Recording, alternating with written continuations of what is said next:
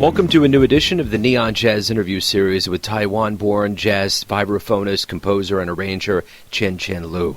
We interviewed her in early January 2021 about a whole lot, like her latest 2020 CD, The Path, COVID-19, and a colorful career in jazz.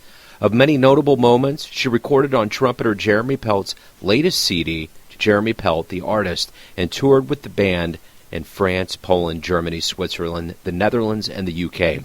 Her first exposure to music was when she started learning the piano at the age of 6.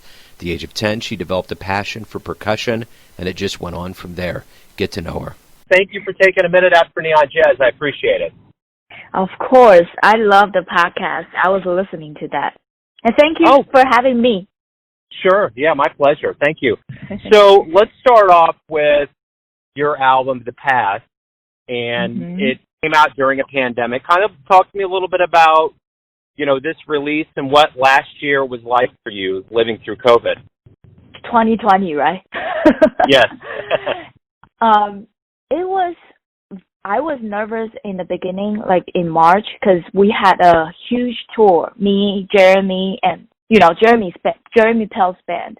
We had a crazy Europe tour in April, but that all got canceled. And all the festival, like San Jose Jazz Festival, everything just, get canceled, like within 1 week. Everything, the whole entire year's calendar, all the schedule got canceled. So I was definitely nervous in the very beginning of the pandemic. But you know what? I started to realize I got so much time. I can, get into practice and writing and, really look into what I've been playing these years.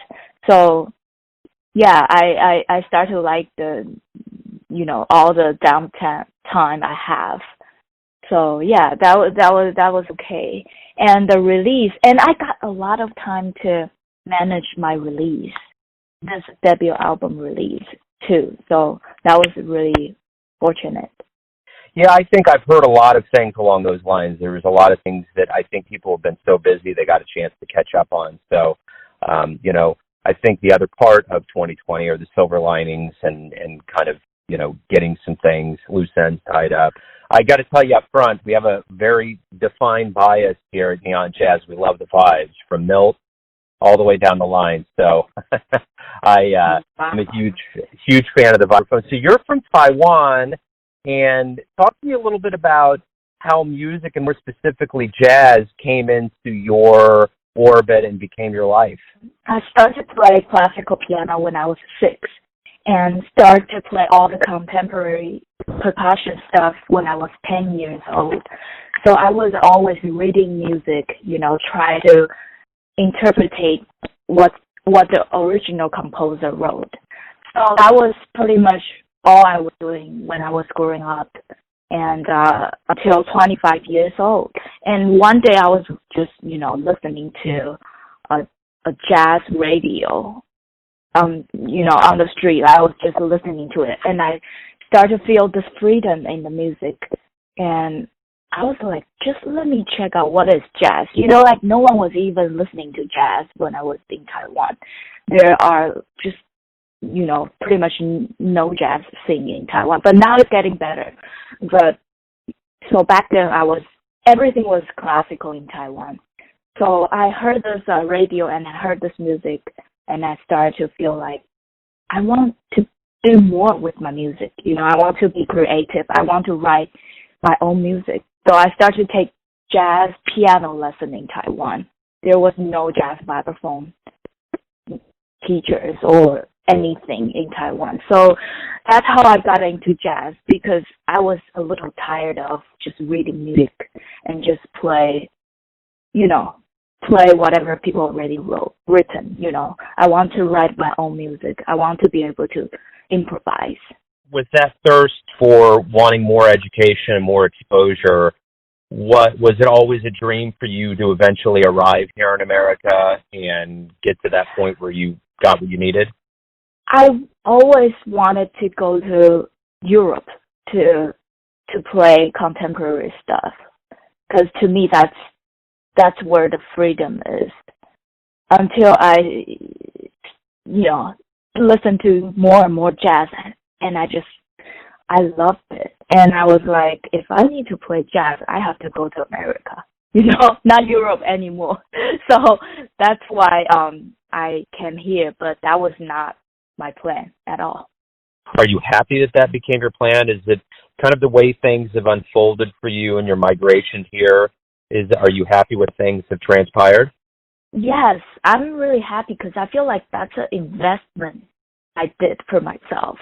I start to realize that because I get to create my own music and, release my music and share with people. But when I was in Taiwan playing classical stuff, I never thought about that. I never thought I could do things like this with music. I was basically just touring with a percussion group in Asia all the time. We do huge shows and in Japan, in China, but I was just a musician on the stage reading and playing other people's music. I mean, that was fun. That was definitely fun, but I feel like there was a limit. But now I feel like there is no limit. I need to practice. When I get to my 80 years old, I will be still practicing. There is no limit. And I think that was a great investment I did for myself. Yeah, 5 or 6 years ago. What's the stage like for you? Is that a second home? Have you ever been? Are you nervous on stage, or is that just an extension of who you are? I'm always nervous on the stage. I remember when I was in Taiwan, we will go on those huge national concert halls, and I was always nervous, but I will always pretend I was not nervous. People will come to me after the show and they will tell me, "Oh, you look so relaxed." But in my mind, I was like, I was really, really nervous. So I think I'm still nervous on the stage, but I know how to manage it. So I know how to fake it. I know how to pretend I'm not nervous on the stage. Yeah. I think that's probably a skill a lot of people have, for sure. So what is it about jazz that you love? You clearly have dedicated your life to it. You love it. It's brought you down a lot of, great paths. But why do you love jazz? I think I love the music, of course, but I love the I don't know how to describe. I think when I try to figure out my music direction, that's the same time I try to figure out my life direction too. So I feel like all artists get to have two different lives. Like one is just a regular normal person, everyday living life. The other one is when you trying to write music, you really need to look into your life. You look into all the relationships you had with your family, friends, lovers, so that you can write songs. So we get a second life to see through what's going on in my life. That's the part I really like about jazz, because I feel like it's tied with my life, and I really need to find a direction. Otherwise, I won't find a direction in music. I won't be able to write. Yeah, that's wonderful. So, what about mentors? Who's wielded the most impact on how you develop, not only as a musician but as a person? I think I really my mentor is, of course, my teacher in Philadelphia. He is my first vibraphone teacher, Tony Maselli. When I just arrived in America, I really didn't know how to speak English, and I don't know I have to swing when I play jazz. I thought it was just improvised music. So he was telling me a lot of stuff that really opened my world. And later on, I started to take a lesson with Steve Nelson. He is another mentor because his lifestyle is just all about music.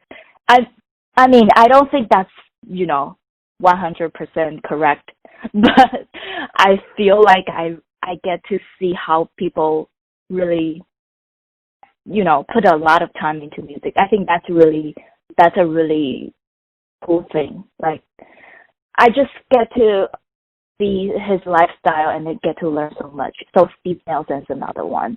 And of course, Mel Jackson, I've been transcribing a lot of his stuff. So I'll count he's my mentor too. Yeah. So all these vibraphone players, they are great. What is it about the vibes? You know, the thing that I've always thought about is that it's such a unique sound. It's such a unifier on stage. It's just a very unique instrument to have in any setting, especially jazz. What is it that you find that's so interesting about the vibes that maybe people don't understand because you're so close to it? Actually, I sometimes don't even want to play in a band because I feel like that is just, the sound is really high frequency, and I don't really want to hear vibes in a band all the time. That's me. Sometimes I'll be just playing in a band. I just don't play anything until the time I really need it. So I feel like I have a really specific sound in my mind I want to hear about vibraphone. I don't know how to describe it. Vibraphone is a very high frequency instrument, but I actually like when it's really dark. So when I produce my album or when I do a recording, I always tell the sound engineer I need to cut the high end off. And I feel like vibraphone is providing a very, very smooth and comfortable sound.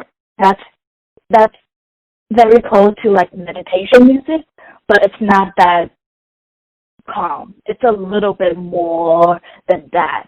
And I think that's why a lot of people like vibraphone sound in the music, because it provides that meditation vibe. I don't know how to describe it, but there are definitely a lot of recordings I don't like because vibraphone is too ringing. It's too a little bit noisy to me sometimes. I got a question. What was the first live jazz show that you saw? Maybe when you got to the States or even before that really made a big impact on the way you look at jazz, or maybe you were like, man, after you saw the show, you wanted to really be a performer. I remember that was 2014. I came to Philadelphia to attend a jazz workshop, a vibraphone jazz workshop. And after Philly's trip, I went to New York, and I went to Jazz Standards. I saw Stephen Harris and Warren Wolf. That two show just blew my mind. I really like Stephen Harris, his motion on the stage, his mallets, the tone of his mallets, and just the power of the music. I still remember it. And sometimes people will tell me, when you are soloing, you really look like Stephen Harris. But I don't even notice, But I guess that's just had a huge impact in my mind because that was the first. Stephen and Warren, their show were my first show I saw, and I fall in love with the music, and sometimes it will show in my performance and in my music. If you could back in time and catch somebody live from the world of jazz, take a time machine or something along those lines, who would you want to go see and maybe even talk to after the show? I really want to see. Can I just multiple person? Please do. I really want to talk to Mel Jackson, but I know he's really cool. I don't know if he wants to talk to me. And I want to talk to Bobby Hutcherson because his music journey is just different and crazy. And I want to talk to Roy Ayers because his early stuff is just, straight ahead, fast swing stuff. And then later on, he started to play those soulful stuff, and he even sings. So I really want to talk to the three of them and see what's their path like. That's wonderful. As I think last year was probably quite a reflective year for the world at large, but especially for musicians. There was so much more time going on. So my question to you is this. I routinely will ask, how healthy is jazz? And I don't ever have to ask that again after 2020. The amount of shows and gigs that were canceled is unbelievable. Have you thought about kind of the power of the jazz world and how healthy it is based on how many musicians had gigs that they just couldn't do in 2020? You mean what's the future going to be like? Well, more of just, that and just kind of the power of jazz, just realizing how strong jazz is in the world. Mm-hmm. It's, I think with the amount of gigs that were canceled, it's safe to say it's in really good shape. Yeah, but I think jazz will be, just like you said, it's really powerful. So when everything comes back, I feel like people have more stuff to say. People have more different creative composition because, you know, we're basically in this huge, long meditation for like a year. So I think a lot of people have saved a lot of energy and a lot of different thoughts and learn a lot about themselves. So I think jazz will stay there. And yeah, that's my thought. Yeah. So when we do return to the stage, once vaccines are out and people start feeling safer about going out, when you get back on the stage and we get back in the audience, what do you hope that we all realize about this time away from live music?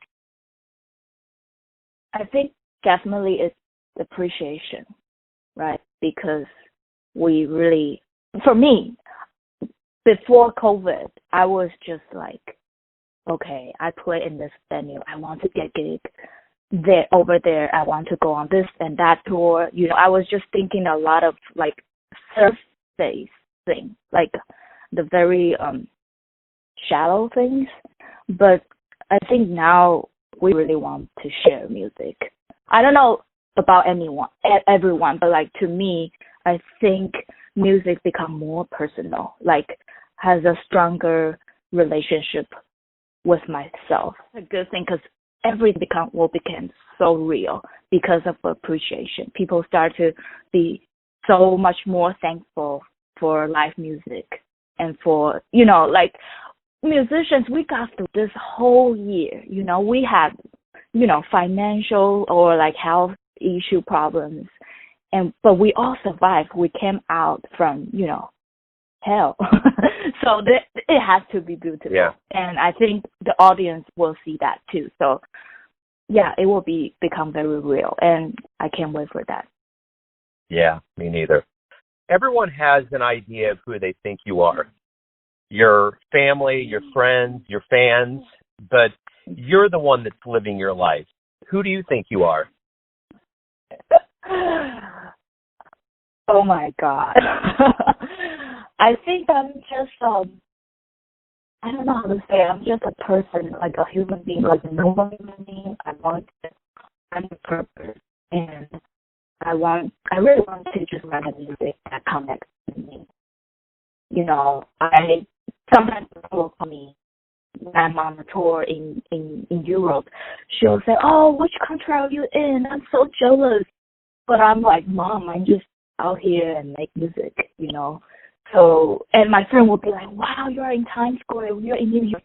But that doesn't matter to me. I really just want to create the music and connect with all different musicians, you know. And so I think I'm just a regular, normal human being, and I really want to find the connection with music and really want to find a direction for my life. Yeah, trying to get through this life. Yeah, right on. That's a great answer. Yeah. Hey, thank you for taking some time out for Neon Jazz today. I really appreciate it. Good luck with 2021, and yeah, stay safe out there. Yeah, thanks for having me. Good luck for everything. Thanks for listening and tuning in to another Neon Jazz interview. We give you a bit of insight into the finest players in Taiwan, New York, Kansas City, and spots all over the world, giving fans all that jazz. And thanks to Chien Chien for her time, music, and story. If you want to hear more interviews, go to Famous Interviews with Joe Domino in the iTunes Store. Visit neonjazz at youtube.com, and for everything Neon Jazz all the time, go to the neonjazz.blogspot.com. Until next time, enjoy the jazz, my friends.